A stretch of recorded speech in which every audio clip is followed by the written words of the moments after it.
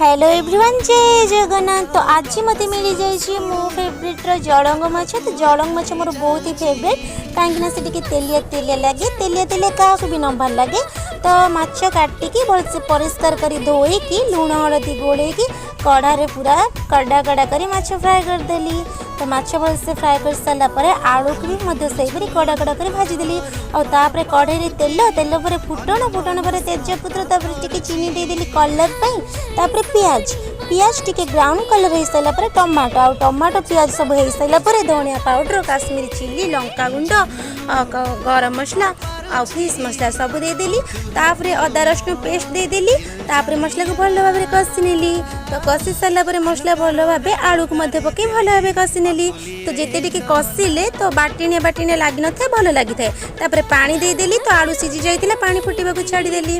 तो पानी फुटी सारापर माछ पकई देली। माछ फुटी सारापर